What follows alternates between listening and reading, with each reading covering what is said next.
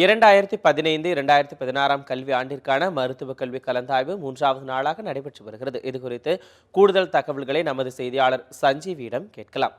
சஞ்சீவி, வணக்கம். கிட்டத்தட்ட 3வது நாளாக மருத்துவ கல்விக்கான கலந்தாய்வு சென்னையில் நடைபெற்று வருகிறது. இன்னைக்கான கலந்தாய்வு பற்றி விரிவாக சொல்லுங்க.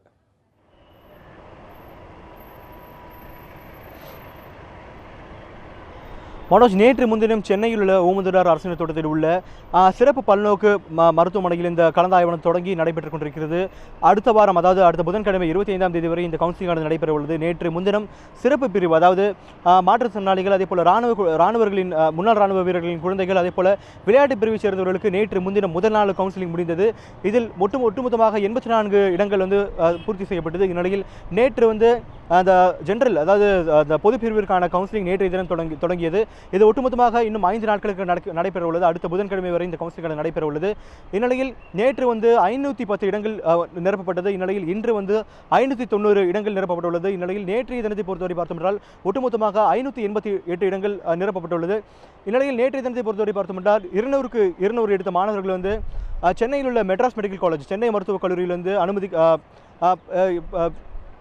கிடைத்துள்ளனர். அதே போல ஒவ்வொரு ஆண்டும் போலவே இந்த ஆண்டும் மாணவர்கள் சென்னையில் உள்ள 3 கல்லூரிகள், குறிப்பாக கீழ்பாக் மருத்துவக் கல்லூரி, அதே போல ஸ்டான்லி மருத்துவக் கல்லூரி, அதே போல மெட்ராஸ் மெடிக்கல் காலேஜ் போன்ற 3 கல்லூரிகளும் அதிகபட்சமாக அதிக மதிப்பெண், குறிப்பாக 198க்கு மேல் கட் ஆஃப் எடுத்த மாணவர்கள் இந்த 3 கல்லூரிகளையும் அதிகமாக தேர்ந்தெடுக்க வருகின்றனர்.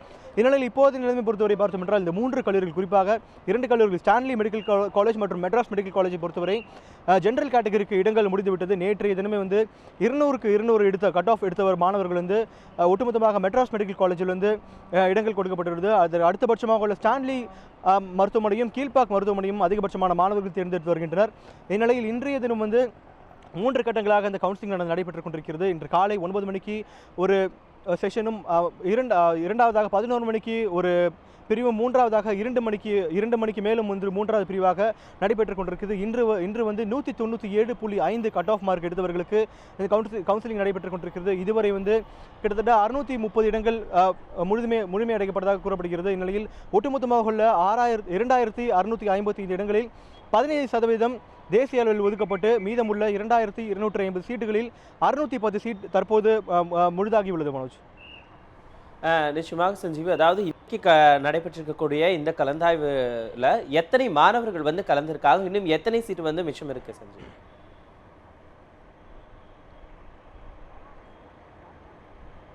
மனோஜ், இன்றைய நிலைமை பொறுத்தவரை நான் ஏற்கனவே கூறியது போல 590 மாணவர்கள் அடைக்கப்பட்டிருக்கிறார்கள். அதாவது சீட்டுகள் இன்னும் அதிகபட்சமாக உள்ளது. அதாவது நேற்றைய தினம் பொறுத்தவரை பார்த்தோம் என்றால் 198.5க்கு மேல் எடுத்த மாணவர்கள் நேற்றைய தினம் அடைக்கப்பட்டிருக்கிறார்கள். இன்றைய தினம் 197.5 கட் ஆஃப் மார்க் எடுத்த மாணவர்கள் இன்று 3 கட்டங்களாக, குறிப்பாக காலை 9 மணிக்கு ஒரு கட்டம், 11 மணிக்கு ஒரு கட்டம், அடுத்ததாக 2 மணிக்கு ஒரு கட்டமாக, 3 கட்டமாக இந்த கவுன்சிலிங் நடைபெற்றுக் கொண்டிருக்கிறது.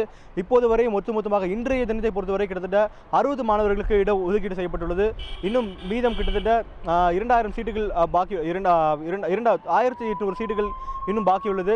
அது மட்டும் இல்லாமல் MBBS மட்டும் இல்லாமல் பல் மருத்துவத்திற்கும் இந்த இடத்தில் கிட்டத்தட்ட 350க்கும் மேற்பட்ட சீட்டுகள் காலியாக உள்ளது. மனோஜ், சஞ்சீவி, தற்பொழுது இது இந்த கலந்தாய்வு தொடர்பாக சென்னை உயர்நீதிமன்றத்தில் வழக்கு நிலுவையில் தான் இருக்கு. இந்த சமயத்தில் கலந்தாய்வு தற்பொழுது சைட் பை சைட் நடந்துகிட்டு தான் இருக்கு. இந்த வகையில் மாணவர்களுடைய அந்த பெற்றோர்களுடைய மனநிலை என்பது தற்போது எப்படி இருக்கு?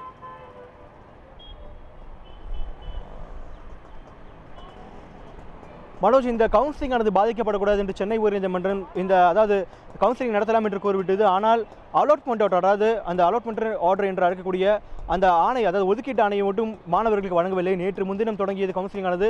ஆனால் இதுவரை ஒரு மாணவருக்கு கூட அந்த அலாட்மெண்ட் ஆர்டர், அதாவது அந்த ஒதுக்கீட்டு ஆணை என்பது வழங்கப்படவில்லை. அதாவது சென்னை உயர்நீதிமன்றம் 22ஆம் தேதி, அதாவது நாளை வரை இந்த அலாட்மெண்ட் ஆர்டரை வழங்கக்கூடாது என்று உத்தரவளித்துள்ளது. அதன் பேரில் இன்னும் யாருக்கும் அந்த அலாட்மெண்ட் ஆர்டர் என்று வழங்கப்படவில்லை.